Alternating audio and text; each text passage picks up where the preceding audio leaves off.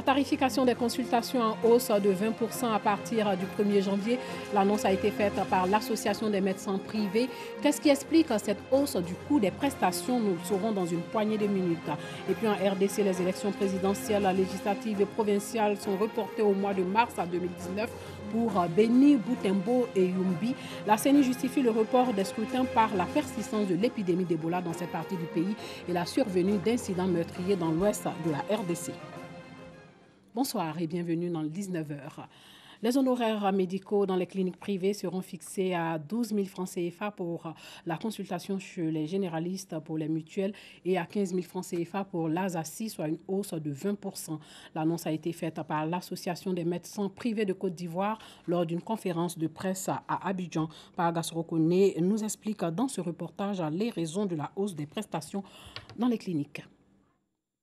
À partir du 1er janvier 2019, le nouveau barème de prestations dans les cliniques privées rentre en vigueur.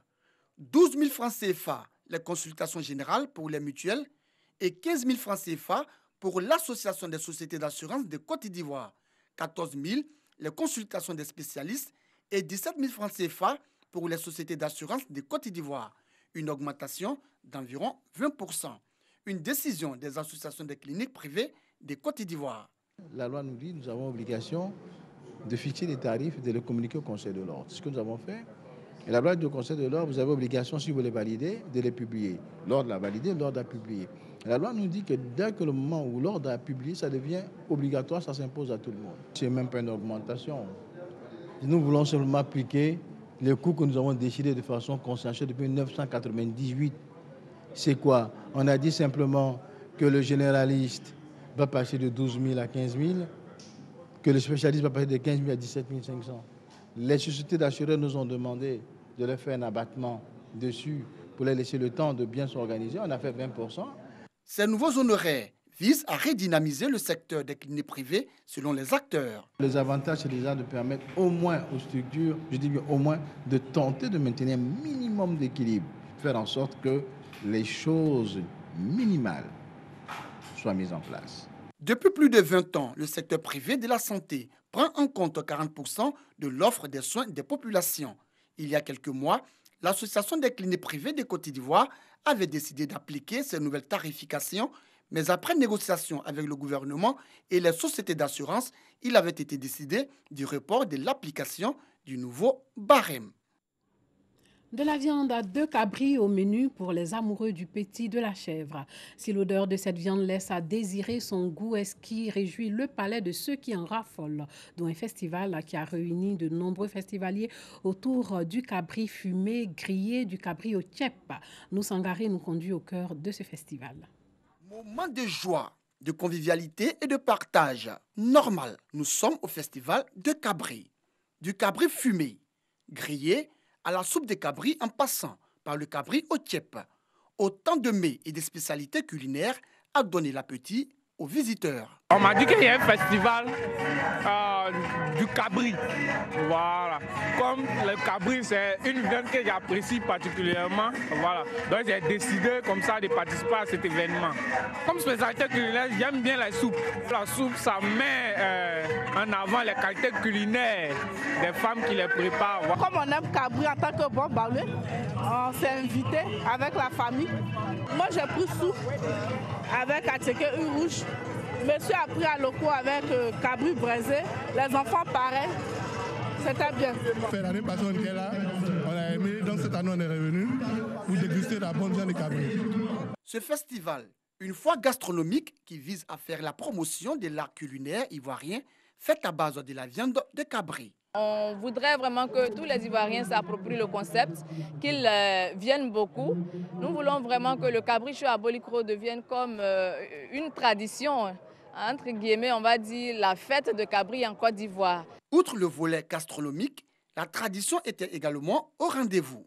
Cabri-Chou à Bolikro, à son côté traditionnel, c'est un peu le petit village qu'on transpose à Abidjan. On veut vraiment garder cette note-là parce qu'au village, dans les villages à Caen, les villages baoulés, pendant les moments de fête, le cabri est une viande de fête. Pour cette note traditionnelle, il y a eu le bangui qui était là sur le site Il y a eu aussi les gens qui font de la poterie qui étaient là, qui ont exposé des canaries, la poterie. Et les artisans aussi qui tissent le pain, ils étaient là pour vraiment garder cette note traditionnelle. Ce festival a été aussi marqué par de belles sonorités musicales. En ligne des mires, la musique du terroir.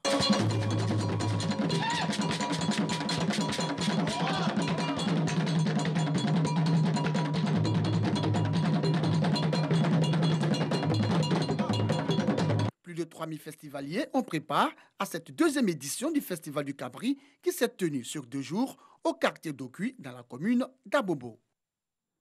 Bon appétit si vous êtes à table. Le mérite de 62 agents de l'Agence nationale de la formation professionnelle a été reconnu lors d'une cérémonie de décoration. Ces travailleurs participent chaque année à la formation professionnelle de la jeunesse pour leur assurer un avenir sûr et durable.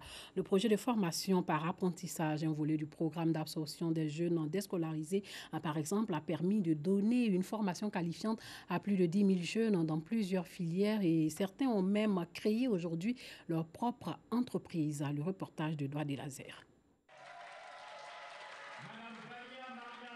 Ils totalisent chacun plus de 10 années de service au sein de l'AGEFOP, Agence nationale de la formation professionnelle. 10 années de dur labeur pour le bon fonctionnement de la structure. Pour le directeur général de l'AGEFOP, cette décoration est la reconnaissance du mérite au plan professionnel et moral des agents qui œuvrent de jour comme de nuit à l'éclosion de leur structure. L'AGEFOP a développé un portefeuille appréciable de projets qui visent à donner une qualification aux jeunes et à des populations vulnérables afin de leur permettre de s'insérer dans le tissu socio-économique. La réalisation de tous ces travaux et projets a été rendue possible grâce au personnel constitué aujourd'hui d'ingénieurs de la formation, de concepteurs de projets et en différents métiers. Pour les participants, cette décoration qui renforce l'homogénéité du personnel devra servir de levier pour l'émulation au sein de l'AGEFOP. Au-delà du caractère festif de cette cérémonie, je note que reconnaître et récompenser le mérite des acteurs du développement, c'est poser un double acte de foi. Foi par devoir de gratitude, foi pour le pari sur l'avenir. Dans un contexte socio-historique marqué par la politique de scolarisation obligatoire pour tous les enfants de 6 à 16 ans, la mission de l'AGEFOP prend tout son sens. Cette politique volontariste révèle l'urgence et la nécessité de veiller surtout à l'employabilité des jeunes et de garantir efficacement leur insertion socio-professionnelle. 25 fonctionnaires et 37 agents contractuels ont vu leur mérite reconnu par leur hiérarchie. Un geste qui les interpelle à plus d'ardeur au travail. Quand on reçoit de telles distinctions, on est tenté de parler de soi.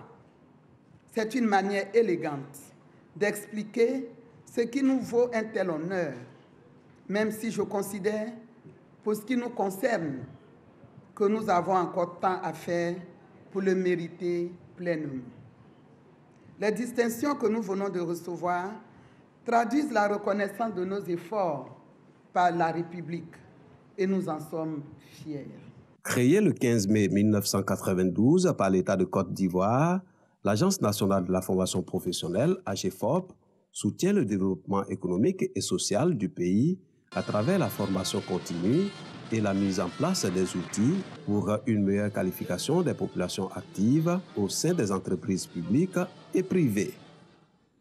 Un bâtiment de 2 classes, un bureau de directeur et des latrines viennent de sortir de terre à Adi-Yapikro, une localité de Mbayakro dans le centre du pays, un don de la mutuelle de développement socio-économique avec l'appui financier de 2 cadres du village.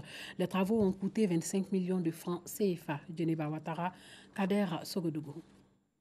Adi-Yapikro, village situé à 21 km de Mbayakro, région de Lifou. Le village vient de bénéficier d'un bâtiment de 2 classes entièrement équipé, de bureaux et de latrines. bâtiment constituant la deuxième école primaire attribuée au village dans le cadre de la carte scolaire et qui malheureusement a fonctionné pendant 3 années dans des cabanes de fortune. Une réalisation rendue possible grâce à la mutuelle de développement de Adi Yapikro avec l'appui financier des frères Komoui, deux fils du village. Coût de l'infrastructure, 25 millions de francs CFA.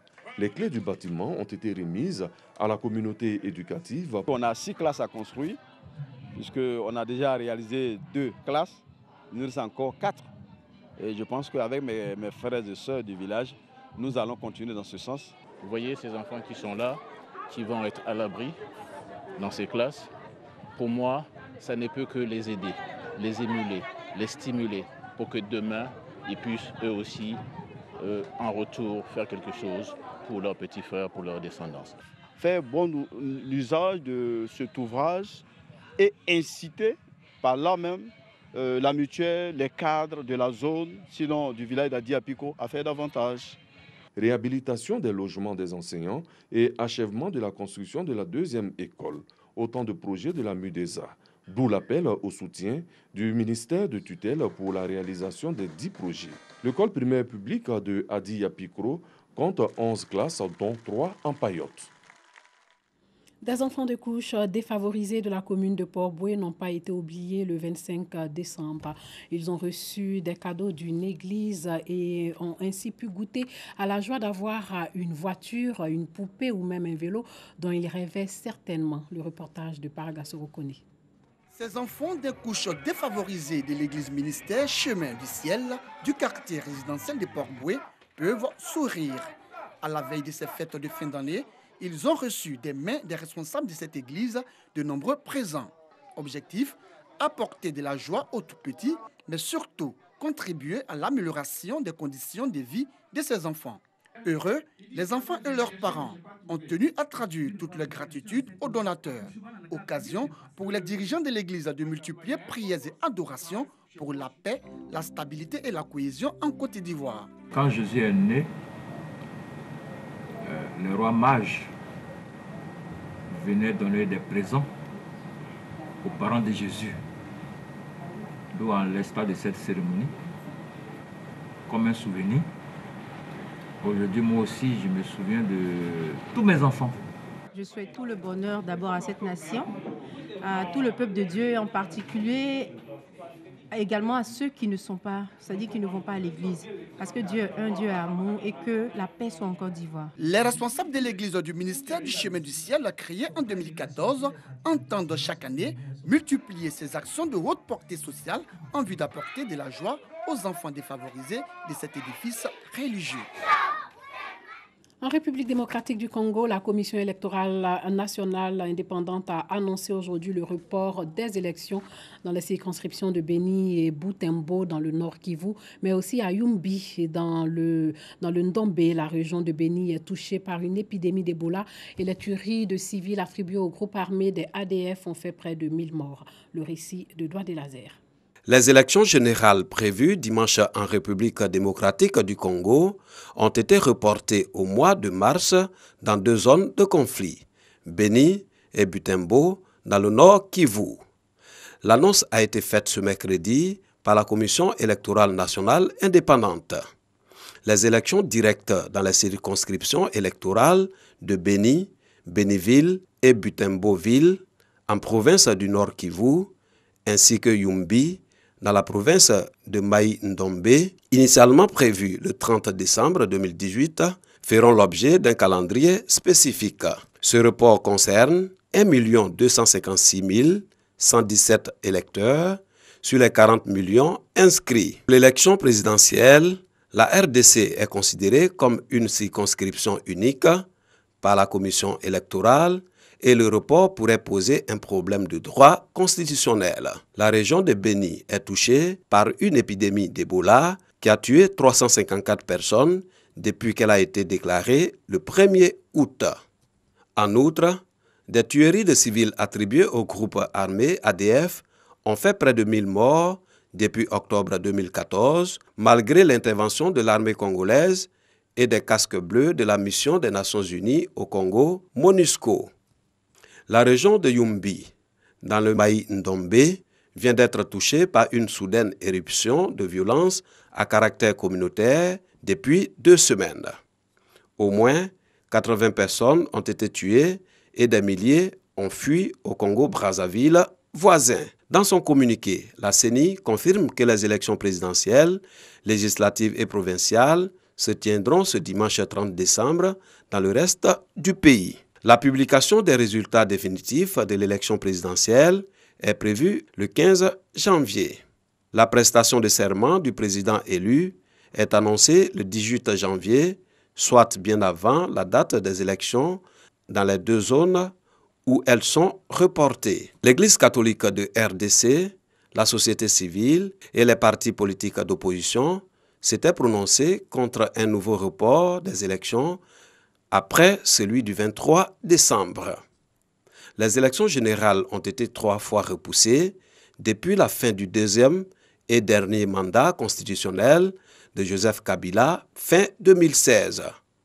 De décembre 2016 à décembre 2017, de décembre 2017 au 23 décembre 2018, puis du 23 au 30 décembre 2018. Pour ce soir, portez-vous bien.